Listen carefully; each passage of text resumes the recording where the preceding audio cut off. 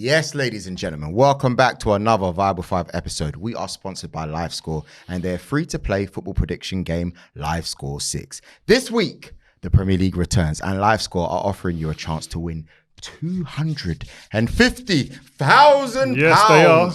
All you need to do is predict the scores of 6 selected matches and the cash could be yours. Listen, Joel, you listened to me last week and we got one correct score. We got one? Just the one, guys. So hopefully this week we can win more for our charity. So download the LiveScore app and sign up to LiveScore 6. Predict 6 scores and potentially win big. Ooh, you know what? I'm really excited about that one, man. Listen, only in the UK and Ireland, and you have to be over 18 to enter. Full T's and C's apply.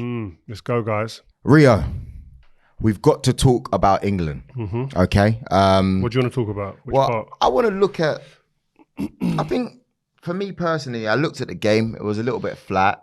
If I'm honest with you, it doesn't make too much of a difference because I think England are practically through anyway. So I'm not really worried about that, right?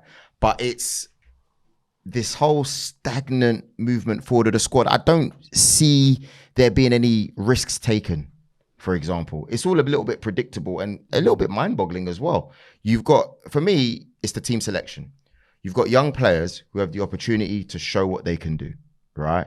And I'm seeing some of the players that are starting are players that haven't even been playing for their clubs. Some of them have, but do they really deserve to start? It's for me, it's confusing. Let's start off with Harry Maguire. I know everyone's been banging on about it, but let's be honest. My man, in the last 18 months, hasn't played a lot of football. What message are you sending if there's someone he's playing less games than everyone in the squad besides Calvin Phillips, but yet he's not only selected, he's starting. Yeah, if England was like on a knife situation, I get it, but they're, like you said, they're going to qualify. They're the best team in their group by a mile. My biggest concern would be the confidence and the morale of the other players in that position. So he's basically saying, I've got no other centre-halves who I can trust at all. John Stones, who's the best England centre-half around at the moment, is injured. I've got to find a replacement. Mark Guehi comes in. He just seems to be able to step up at every level he gets asked to step up to. He steps up comfortably. But Maguire hasn't played. And I think Maguire's probably sitting there going, do you know what, thank God Gareth Southgate's manager, because no one else will play me like this. He knows it. And I think that for the other players, they must be sitting there going, wow, that's unbelievable to see that somebody that doesn't play a minute really of football, doesn't start a game for his club, can come in and wear the England badge, can wear the 3 lines on their chest. It used to be like you've got to perform miracles at your club over a long period of time to warrant a call-up, let alone start. And that seems to have changed massively. And I just think that if I'm one of the other young or other centre-backs, Dunk, or who's playing, what Dunk's doing at Brighton, by the way. Matting. New manager, the way they're playing football, he's the captain of that team.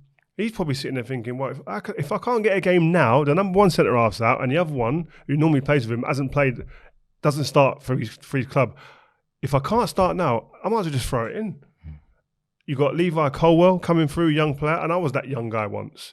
If there's people in my way who aren't playing in front of me, I'm thinking, wow, he obviously don't rate me. And if it's only a smidgen of a %, that's enough to knock you off your game confidence-wise when you go to an England camp. Because you're sitting there training thinking, I know he don't rate me because the proof's in the pudding. Because Colwill's been doing it since last season. Yes, this season it's been a bit up and down for Chelsea, but from last season alone. Yeah, I just really, I can't get my head around how you say that's, because we're lacking a bit of experience. I'm going to play.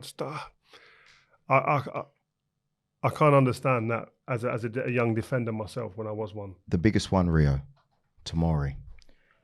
In the last 2 seasons, he's had to win. He's won the Serie A. Yeah. Do you know what I mean? He's been playing in Champions League. He stepped up. Look how far they got in the Champions League, for goodness sake. I don't think even Tomori is the biggest one. I just think he's one of a cluster.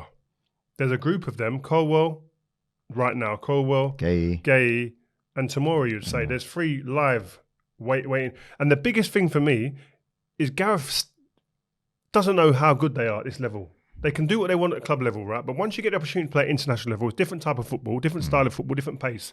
Until you're tried and tested and given a chance to play some games, you're never going to know. So when are we going to find out how good these guys are? If Stones or Maguire go lame in a tournament and these guys just get thrown in at the deep end, is that when you're going to find out? Because that's not the right way to prepare for a tournament. You want to know what these guys have got. Can they perform? There's points on the line here. Under pressure with the 3 lines on your chest, it's a bit different. How do you do? Mark Guehi done well done. But then there's others there that you give them the opportunity, give them the chance. And I just think the messaging that he sends to the rest of the squad can't be right. Calvin Phillips gets a call up. I was going to say. There's other players, he didn't play, but there's other players in there that you're going, like I said before, Ward Prowse is probably sitting there thinking, what more do I have to do, by the way, to get a call up, to get in this squad? And at least the squad, not even start, just get in the squad. Bowen just won Europe. Scored the winner in the final, right? For West Ham, hit the ground running again this season, scoring goals. He still don't even get a call up. But I just think you look at the selection of the team, even Jordan Henderson, what more are you going to learn out of Jordan Henderson? You've got Bellingham, who's a guy who plays beyond his years. You've got Declan Rice, experience, won in Europe, now at Arsenal, £100 million player. What more experience do you want in there? There's Maddison, who's gone to a new club at Spurs, on fire. That position alongside those guys is going, you know what? It's a perfect chance to see him play. Phil Foden. How many man of the matches has he had this season? Who? Phil Foden. Mate, I've watched him live myself, and he put in ridiculous performance. And he's thinking, how can he not start for England in that position? And people say, he's not a regular for Man City, etc. Yeah, but he's not a regular for Man City for one reason. He's behind absolute world-class players at times. You're talking KDB, Kevin De Bruyne. You're talking Gundogan, who's the captain. And you're talking Bernardo Silva. There's just three. And on the right-hand side up front, you had Mahrez. So, like, he's competing with, it's not the same in terms of Jordan Henderson, as much as he's done in his career, has been tremendous, a phenomenal captain for Liverpool, won all there is to win, etc. He's at the twilight of his career. Do you know what I mean? So I get confused a little bit because you see on games like, okay, cool, look, you're learning nothing new with these guys. Yeah, I think that is the problem. And I look at the selection and I just think give people opportunities, innit? Like, playing left wing, man. Yeah, bro. You know what I mean? And you got Eze there, by the way. You got Eze there, by the way. Eze!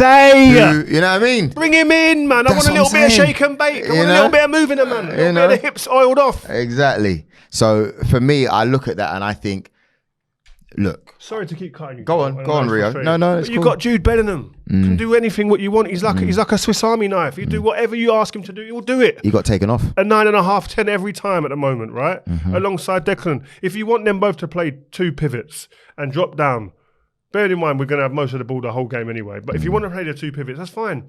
Release a man like Foden to be the number 10. Release a man like Maddison to be the number 10 and go and give us that extra attacking flair to unlock when we're playing against the bigger teams and give us that extra body to play in the deeper areas to give us a bit more ball retention. But we're not giving them the chance, man. Phil Foden is built around any other nation. I'm telling you. Yeah. He's built around. So what is it? Why are we... You always talk to us about how forward-thinking Glenn Hoddle was. Do you think that's something that England have always suffered from? They've had creative players, Joe Coles, Paul Scholes, but they're not building their teams around these type of players, like the flary players, the players who can create things. Whereas when you look at the other nations, I know we're not Brazil, but I'm just giving examples here. The Brazils, they thrive on those players. A 17-year-old neighbour to say, get him in. Get him in. Well, look at Xavi, Iniesta. Look at Gavi. They don't play. Look at Pedro. No, Gavi. They Pedro. don't. No, when I say they don't play, I mean they don't play. They put him in. They put him in. Gavi and Pedri get in that team now. Who's the young boy they've got from Barcelona, the winger? Forget his name. I forget his name. Lamine Yamal. Oh, yeah. This boy, 16 years old, bruv. He's playing. He scored the other day. 16. My man has not even dusted off his school books yet. So it's a joke. That's how you got a mad talent. He gets in the team and then we'll have to worry about everything around him. We put the moving parts around him.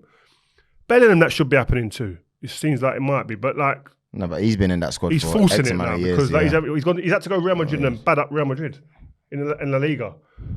But Foden, man, come on. This guy, he's poetry in motion. He's a locksmith. He's unlocking at the top level, trust me. But he ain't going to do that if you're giving him little cameos, 2 minute here, 2 minute there, 10 minute here, 45 here and there, when he's thinking, I know my man don't rate me. Because I'm just looking at the psyche of a player now, and that's why I go through the team and I go to the centre-backs. All them young centre-backs, inexperienced centre-backs now, are sitting there, regardless of what Gareth Southgate has said to them, and he might have said, we just need a bit of experience. Harry's played a lot of games before, and this, blah, blah, blah. These little guys, these inexperienced guys, the three defenders I mentioned, and even Dunk, are sitting there side-eyeing the manager, going, don't care what you just said, you don't rate me. For you to play a player who's got zero match fitness and doesn't start for his club at all over the last year and a bit, even longer, for you to start him over me tells me one thing, there's no excuses.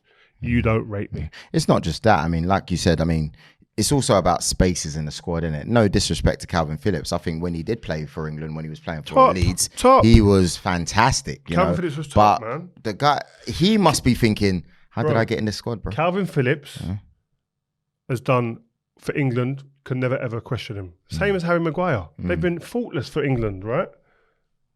But even them, they're going to be standing there going, boy, I'm so happy Gareth is in charge because anyone else, I don't get a game. I don't get near the squad. I don't even get to put the socks on.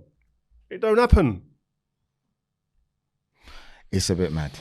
When you were in the England team, do you reckon any of the managers, whether you liked them or not, do you reckon this would have happened and do you reckon you would have got away with it? Hold on a minute. The best player of his generation, Paul Gascoigne, does not go to the World Cup because he couldn't prove his match fitness. Goes to La Manga. We go and train with the squad, and I was only 18 or 18, and I think I was. Train with the squad pre-World Cup. Now you're talking Paul Gascoigne, not any man. This is the guy who could potentially win it for us. He's a bit older, but if we wanted a player who had the individual brilliance to do something crazy, he is the guy. Glenn Hoddle says, come to the squad and I'll give you a chance for yourself to prove yourself before the tournament. He didn't prove himself. The manager deemed him not fit enough and because he wasn't playing, had injuries, etc. You can't come. Paul Gascoigne nearly beat up the manager. You're joking. In the room, he nearly beat, if he could have got to him, he would have. Kicked up the whole desk on the floor, smashed up his shin, blood everywhere. Walked out, I was next in. Walked in and Glenn Hoddle's hair was all over the gaff. But what I'm saying, sometimes a manager's got to make big decisions. And that's what he done. And you know what? It's a good one when the manager does do that because it means that other players know to fall in line. Do you know what I'm saying? And it gave an opportunity for a young Paul Scholes as well to come through. Yeah, young players to come in, etc. It's just like the belief that gives then the younger players as well. Well, he's not bringing Bex. That means he must believe. Not bringing Gaza. He must believe in me, boy. Yeah. He must think I'm a player. Teddy Sheringham had to drop on the bench. It was a mad one. Big calls. It's difficult, isn't it? And I'm not saying it's easy for Gareth Southgate, but I think when you've got you've got unique talent in a Foden. You know what I mean? Someone like that you can build around. Makes your life a lot easier, I think. Obviously, it's international break right now. England, Scotland, coming up. England, Scotland's coming up. Yeah. Obviously, there's a heritage to it. I think it's 150 Scotland years or something. Listen, McTominay, 6 goals. He's not playing around. That blue shirt, brother, and does a madness, doesn't he? Do you reckon he can play as like a forward midfielder? He grew up attacking player when he grew up. Really? I think he played up front as well, attacking midfielder, number 10 vibes. He was small when he was a kid. You might remember. He got a late growth spurt. I saw, right? Yeah, he's pretty big to be fair, but now anyway. Yeah, but I saw that his movement for his goal, yeah. And I thought, I know the opposition was a little bit weak, yeah, but I thought to myself, that's some really good movement, bro. Like, obviously, the ball comes in, he slips away from his defender. You know, like what attackers do? They do a fake step in, they run round the back, and then he got in behind the defender and headed it in. And I thought, you've got to have some sort of footballing brain to do that, you know. It doesn't matter who the opposition is. And I thought, does he go to another club and play in that position? Could do, yeah. If I was West Ham, I'd have bought him. Definitely. McTominay's another one, interesting. Doesn't play at Man United, but plays for his national team, and we're not moaning about it. Yeah, but the depth for the squad is different. That's exactly. The big difference. I was going to say, I think the quality, the same, with all due respect to Scotland, isn't the same. So, and he's obviously proven his worth when he's in there, but he's doing well for Scotland. It's going to be a tough game, I think. Is it so? I think we'll win. Yeah. Why do you reckon? They're Kane. Harry Kane, that's all that, bruv. Do you reckon that's the difference? This guy. I was looking at some videos the other day. I think I sent it in the group. Yeah. Bergkamp. Yeah, come on, man. That's the Iceman. Bergkamp is a mad player. This is could be a wild shout from many people. Kane passes a little bit sometimes, like like Bergkamp. That one, the one where he assisted Carl Walker, sick goal by the way. Yeah, well done, first goal for England after 12 years. Well done, Carl Walker. But Kane passes he becomes a playmaker, but he's more devastating as a goal scorer. I don't think he passes as well. Yeah. And his variation, his passes is probably not as exquisite as Bergkamp, and it doesn't look as silky because my man was like another one with poetry and motion. Yeah. But then at the same time, the balance shifts when in terms of goal scoring. Kane's a better goal scorer. Yeah. But when I watched the video of Bergkamp the other day, I thought, right, it reminds me of Kane a little bit, man. You know, you think about who does Kane remind me of? There's the shades of Bergkamp. Some people might shout me out as a wild shout, but there are some similarities. Little bit. I don't want to. I love Kane anyway. He's past in it. I love Kane. Don't want to compare them man too much. But international break at the moment, obviously it ended out a little bit sour for United. I would say, like. Are we going there? Yeah. Yeah, we have to go there, man. People want to talk about it. I mean, I look at obviously Sancho. You know, that's going to be very interesting how he goes back into training. What happens? If you said something very interesting, right? You said that when you were playing, if let's just say, there was a kerfuffle with the players and that, Sir Alex, you don't know whether you're going to be in or out when you go back because you never know if you're going to outing the manager, whether right or wrong, in your day, it weren't the one. Do you know what I mean? Do you reckon, from your experiences playing in the game, do you reckon that he gets back into the squad quickly? Especially because Anthony looks like he's out. He's not coming back. You know, there's been a club statement. We can put it on the screen right now. Here you go. He's not coming back for a while anyway. Is this Sancho's opportunity? Or does Ten Hag say, no chance, after what happened, I'm playing Pellistri or I'm playing Rashford on the right? Or what Garnacho. happens? Or Garnacho? This is another. I think we have to remember as well. I wrote this down earlier, talking about Ten Hag. He has had to deal with a hell of a lot, by the way, since becoming the manager of Manchester United. This is another one. This club has become a little bit of a soap opera, isn't it? It's like Corrie. Yeah, mate, there's always something going on. There's something going on every other week. You get through one thing and all of a sudden something else jumps out. So that he's had 16 months in charge, right, for Man United. He's had the Cristiano Ronaldo fallout and the Piers Morgan interview and all that stuff, and then Big, Cristiano lose, massive. That's to deal with that. Marcus Rashford sub because he was late to a meeting. Glazers out protests. Yeah. The club being for sale, not for sale, or for sale, not for sale. Okie dokie, 1 foot in, 1 foot out. Sancho, 3 months break for personal reasons. Mason Greenwood saga, dragging on and then concluded. Now the Anthony saga, on top of that, losing a player now for how long we don't know because of a situation off the pitch. The Sancho fallout after the comments the manager made. He went public with his statement. Maguire taking the captaincy. Is he now going to be leaving? Is he not? He doesn't want to go no more. Can't get rid of him. And obviously there's loads of injuries which all managers have to deal with. That's took me long just to say that, by the way. So imagine having to deal with all that. It's a lot to deal with. I'm not making excuses for him. I'm just saying that it's weird that a manager comes in and has so many things to deal with. And none of them things I've mentioned there are on the training ground. Everything there is off-field, office. It's a lot, man. You as a manager, you want to come in and just coach your team. You know there's going to be certain things with different individuals here and there, but things that are going to be in-house, locked in a way where you're not going to be scrutinised and the media aren't going to get at it and be able to pick and pull and punch at it. All of these things are public, and he's having to field all of this day in, day out. It's a lot to deal with, man. At the size of a club like Manchester United, it's world news. So he's had a lot to deal with. And at the end of the season, we were still thinking, you know what? Can see the progress, can see it. This season, the team hasn't started. The team basically started as it started last year. They got beat at Brentford, smashed at Brentford, and they got beat somewhere else as well. And you're thinking, blimey, no, he's not the right man, is he? Again, it started like that again this season. You're thinking, wow. And I think you look at it and you think there's big injuries as well, a lot of injuries. But the point I'm going to go back to your point where you're saying now, one of those big issues is Anthony now is a big problem. What happens to Sancho? And I think the manager, he's thinking will be, if I play him or put him straight back in after what he's done, what does the message send to the squad? I think what's going to mean a lot is how he addresses the squad if he makes that decision by playing him straight away. If he addresses the squad and says, "Listen, this is why it's happening, guys. On another day, you don't play." Or whatever, but that's the way I think he'll go. Or he'll just go, he ain't playing. This week he's out. I do need him, but I'm going to let him go out. Play Garnacho, play Palestri, etc., and then go from there. If you were a guessing man, we're not saying this is what you want, but if I'm putting the spotlight on you now, Mystic Meg, Mystic Rio, what are you saying? Is he going to play without knowing all the details? Yeah, because I think there's probably a bit more spinning plates beneath the. Agreed. We're not privy to. Without knowing all that, if I just saw that the manager made his comments and then Sancho done a statement like that, if I just had those two pieces there, you don't play. For me, I'll just say no, you're not, because I can't have that all the other players then think that that's okay.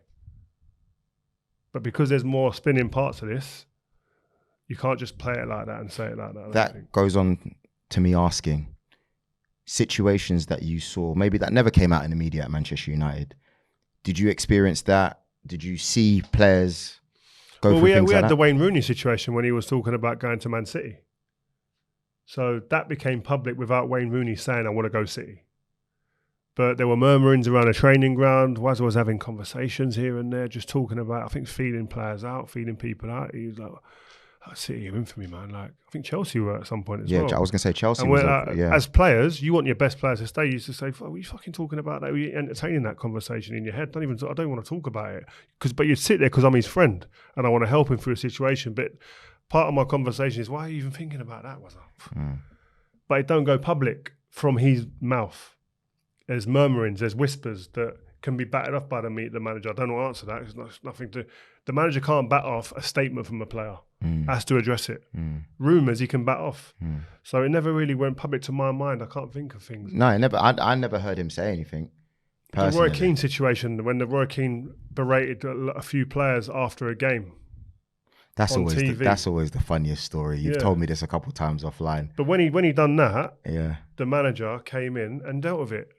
My man didn't put any training kit again. Yeah, but before that, just for the people watching, really quickly, how did that whole scenario go So down? we play a game, basically quickly, long story short. We play a game on a Saturday. A player gets nominated on MUTV to do analysis of that game.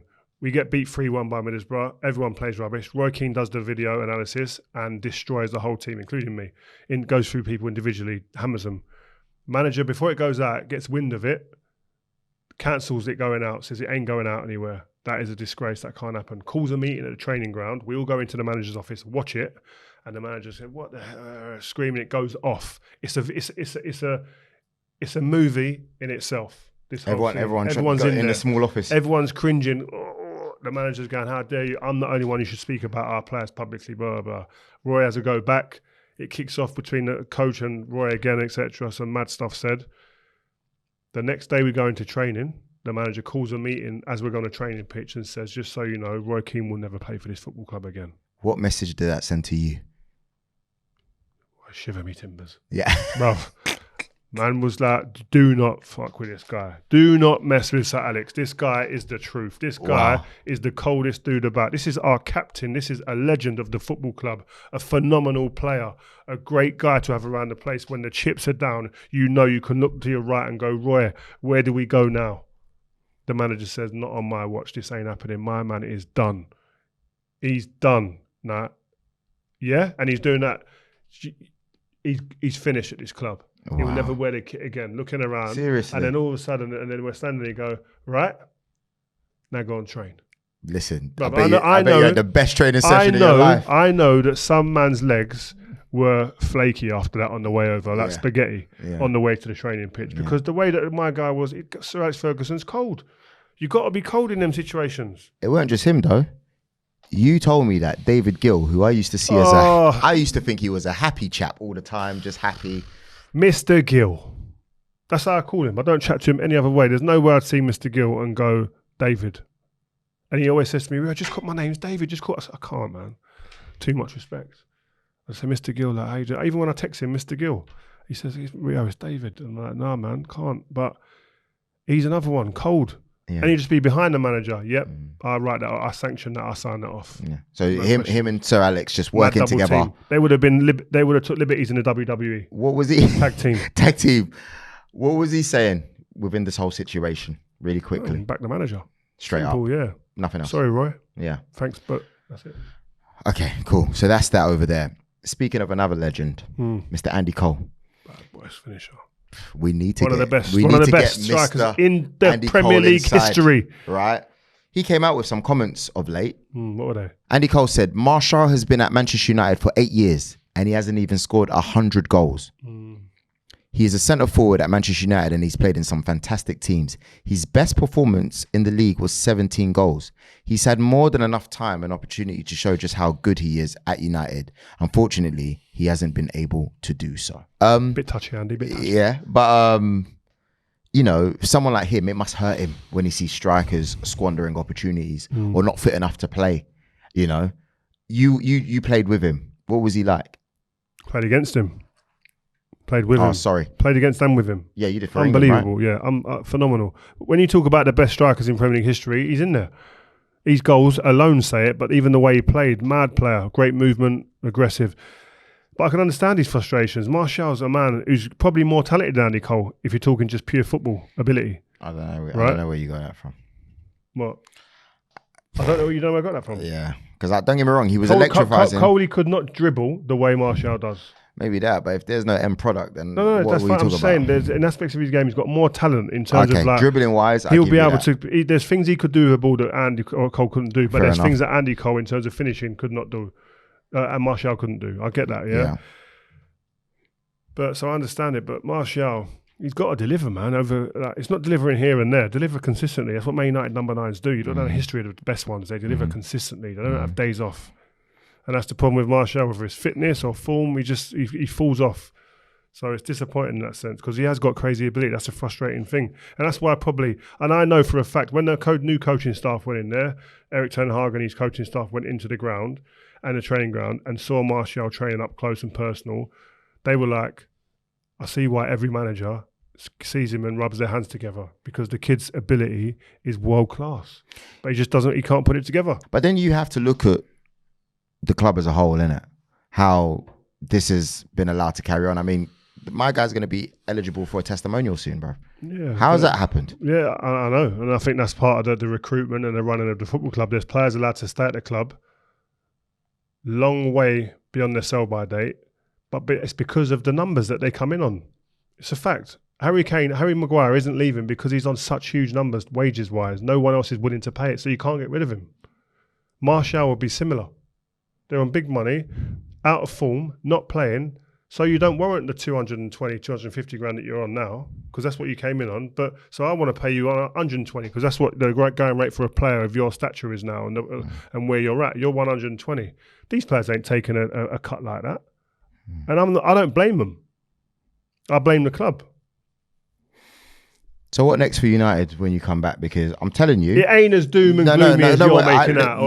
But listen, what I'm saying is, get the injuries back, and we are back amongst it, guys. We're back amongst it. Do not ever get that twisted. All right, cool. Yeah. You know what? I'm glad that you're finishing on that positive note because that's how we need because I was about to go down a dark hole. I'm not gonna lie. I need the energy, man. That same energy and that little bit of passion there. I need that in that change room. I know it's in there. I know it is. I just want to see it, man.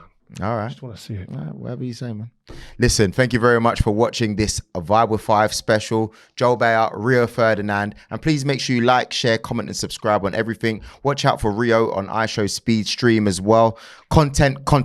If you haven't seen Beyond the 90 with Harry Pinero, Paul Scholes, and the Paul Scholes, that's been doing some rounds, you know. Big numbers. By the way, he's got a Ballon d'Or winner coming, by the way. Guys, responding to a lot of comments. You're going to see him in a different light, by the way. Rio, tell him how important it is to like, share, comment, and subscribe. You got to like, share, comment, and subscribe, man. You got to tell a friend or friends. Come on, please, man. That's what we do, man. You got because there's content coming there that you need to see. Don't miss it. Come on, Vibe with 5, LiveScore. Joe Beya, Rio, signing out. Peace. Right, Rio, it's that time of the week. It's The that time. Premier League is back, and we have our live score 6 predictions to do this weekend. Last week, we got 1 correct and 2 correct results, which is another £100 for our charity. And now we have accumulated £200. Here are the games, the 6 games, what we're thinking of this week, okay? Let's go. I'm going to go Aston Villa 2, Crystal Palace 1. I agree with you. Let's go with that one. Okay. Palace have been playing well, but it's Unai Emery, and they're at home. Man United against Brighton. Man United, Brighton. Woo! Rio, let's be honest, please. Let's be honest with this one. I'm gonna go Man United 2, Brighton 1. You know what?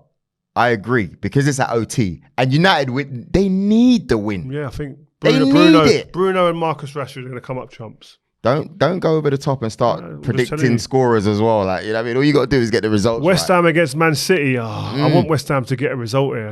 They're in form. West Ham. They're not beating Man City. Come on, stop pretending. I'm going to go 1-1. 1-1.